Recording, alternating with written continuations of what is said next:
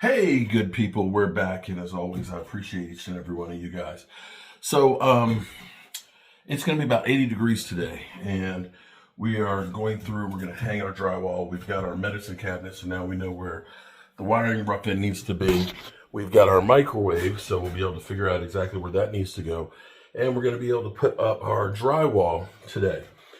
Now, before it gets too hot today, I'm opening up. What we have is the attic right here. And what you see is there's no insulation right here. The insulation has fallen down, and it is literally, the sun bakes us all day long. So you can see there's a whole cavity there. And this is literally, the temperature that's coming out of there is unbelievable. In fact, I'm gonna go get my thermometer so we can actually see how much heat is coming out of there. But we're going to re-insulate this to make sure that it's covered up, so that way we don't have the heat exchange, because it's literally heating up over in here because of that. We're going to open up the bottom here and make sure that we fill all that in. We do have this spot over here. We're going to end up putting in the rock wool. The rock wool will help prevent fire. If there's a fire, you got to make sure that the holes and things that are between floors are covered up. We use fire stop insulation, fire caulk around the pipes and the wire holes here too. That way the fire can't breathe. So that's what we're going to be doing today. And we're going to definitely be shaping up quite a bit more than where we've been. Okay, so I'm curious why, we're told that the space is always really hot or really cold. So in here, this is my thermometer here. We've got 77 degrees in here. So 77, and that's about 75 outside. That's not bad. Now, as we get in here in this space, 85 or 84. And it's mainly because this space right here has no insulation. So we got 108 degree air coming in there. And so what we can do is we can check and see these places. Clearly that's the spot that is literally letting all the air in. But we're going to go through. Well, hello. So I've got my thermometer here, which this is great because it's really warm over in here. And let's do a test, okay? So when we look here, I don't know if you can see this, we've got 70s, 79, 77 degrees. It's 75 degrees outside. But as we get in here, all of a sudden, the air temperature, 86. Now, of course, we've got sun that's coming in, of course, there, so the window's going to be hot. But here where we don't have insulation, here's the reason why we're hot. Because there's no insulation right there. So we're going to open down through here and we're going to fill in. It's not quite as bad down there. You can see some of the insulation, but here it's literally like a heat register. So yeah, one spot like that can literally be the difference of being freezing in the winter or hot as hell in the summer. I've got some insulation. I've got some rock wool. We're going to fill all those places in there before we close it up with the drywall. Definitely make it a lot better in here. To show you what a difference this makes, let's take a look here. So we were blowing in 110. Yeah. To 80. That makes all the difference. That makes all the difference in the world. So imagine in the wintertime, all of that cold air blowing in. So we'll definitely make a difference. That, and we also found out the register over here is actually laying on the floor. So it's actually not putting any air in here. So we think we're definitely helped to solve that. We'll check it later on. It's going to get hotter, but we'll see if the temperature climbs any or changes any. Probably open up the window now too, just to let some cross ventilation in. But definitely, we're going to cut open down here, place the drywall, but insulate the bottom to make sure that that's all good. You can see instead of me using a full piece, when I cut off that piece, that's the extra piece right here. So one, we're not wasting any drywall, which is fine because the seam is going to be underneath the cabinet. And we're going to probably end up doing that a lot in here because it's only 77 inches tall in the peak. So we're going to have a lot of short pieces. Okay, so we got a little bit of a change up that I think I'm going to do. Part of the problem we have here is we're trying to make this kitchenette, and I really want to have an exhaust fan in here, okay? So right now, what we have, a typical microwave is about 15 inches, which means if you're putting it back here in the corner, it's going to be down here too low. So I found a solution, and this is a slimline microwave right here. It is 30 inches wide, but it's only 10 3/4 deep. So that's the great news. The bad news is it's a lot deeper than the regular ones. The regular ones are about 15, so it's 4 inches wider. So I think what I'm going to do, I've got to run actually the duct work in here for the exhaust so it can go outside. It's 19 inches, which means the top of that's going to come out that far if I put it right here, which is about where the countertop's going to go. So I think what I'm going to do, instead of putting a 28-inch door in here, I'm just going to go ahead and put a 24-inch door, which will give me 4 more inches of space, and I'll just kick everything closer to the front so that way the microwave won't be completely hanging out over the top of the countertop. Because the problem is if it's sitting here and here's the countertop, you're not really able to see what's there. So I'm trying to make this work as a little kitchenette.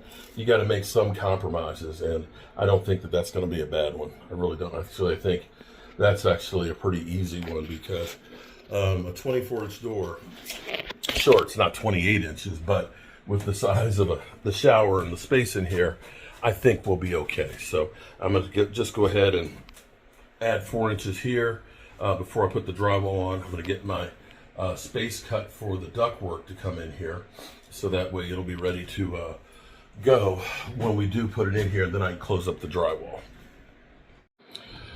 Well, we've been taking a whole bunch of steps and stuff today. Actually, up here, it is probably 15 degrees cooler than it had been. In fact, let's get our temperature piece in here. We've got no AC on, and let's see. We've got 81 degrees. It doesn't really feel like it's 81. In here, remember, it was, okay, so 83.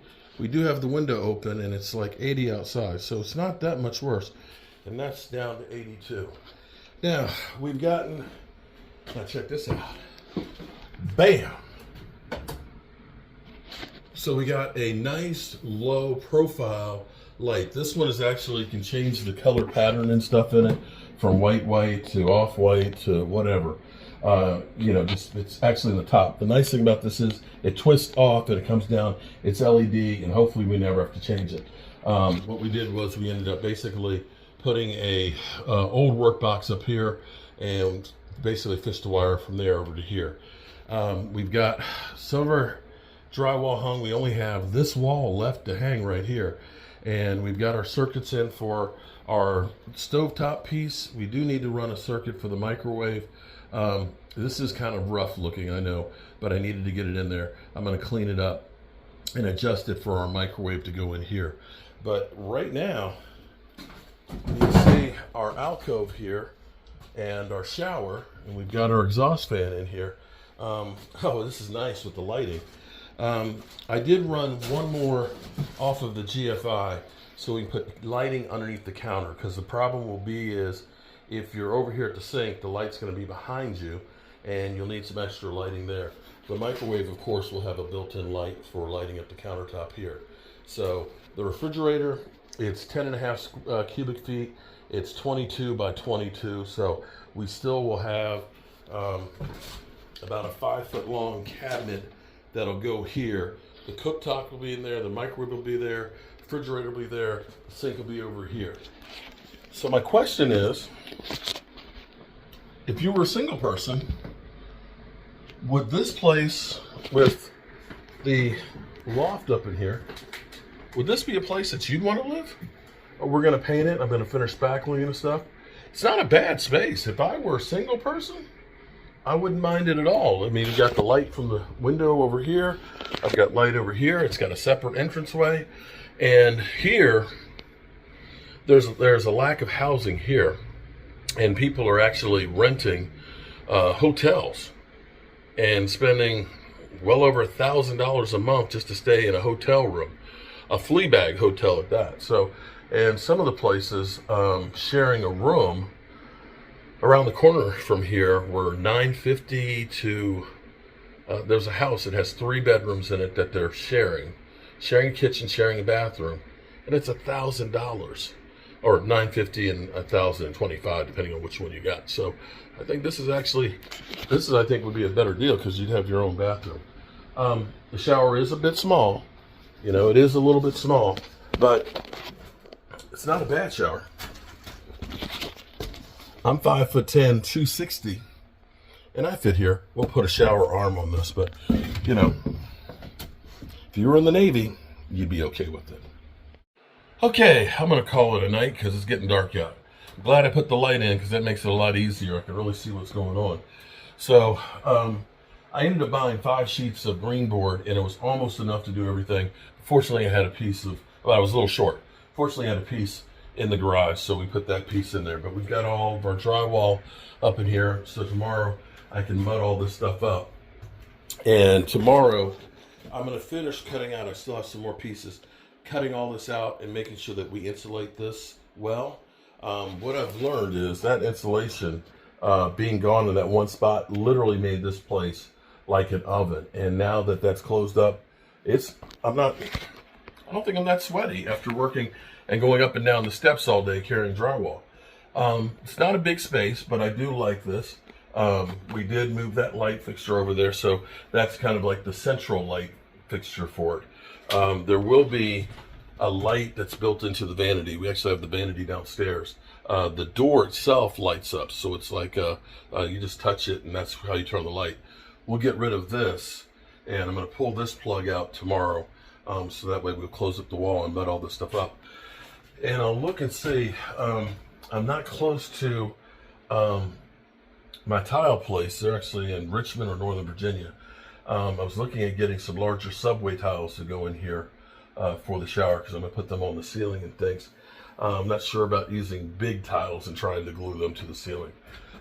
So I'll get some larger subway tiles. I think that'll look good in there. And I'll run that all the way to the door frame here. And I'll run it here on the corner with it and cover all of that with tile. I think that's going to look good. I did run extra feet in here because we'll do, the sink cabinet will be shorter. So we'll put a light over the sink so that way you can see what you're doing in there. Because if you're standing here, there's not a lot of light because the light's behind you. That'll give you light to work right there. The microwave, of course, will have its own light. So that's where we are here today. Today was definitely a big day. The funny thing is, for most people, when you hang drywall, then all of a sudden they think, man, you guys really got a lot done. No, it's 6 sheets of drywall. It wasn't really that much. When you start running that plumbing, all those pipes that are in the walls and in the floor and everything else that go all the way down to the basement, you don't really notice that if you're not a layman. Same thing with all the wiring and stuff. So this is actually the outlet for the microwave. We'll end up building basically a holder rack that'll go in here to hold the microwave. And there'll be a plug in there, so you'll open it up. It'll be kind of like a cabinet, but yeah, it'll be like a cabinet. And then I'll have the outlet inside of the cabinet, so that way you can unplug the microwave. And the GFI will be there to plug for the refrigerator. So when you hang drywall, all of a sudden people look and say, man, you guys are rolling. Not really. It's drywall is the easy part. It's all the other stuff. But I feel good about this. Now, I'm not a great drywall finisher. I'm okay with it. I'm not real quick with it. And I have to do more sanding than most, but it'll be okay. What I might do is, after I tape and mud this up tomorrow and use some Easy Sand 20, is get the vanity up here just so I have a sink that I can get some water for mixing up the Easy Sand 20, because that dries quickly. And that'll save me from having to go up and down the stairs so much. but definitely coming along really well. And I appreciate you guys following along and watching. Tomorrow, mudding and taping. Peace out.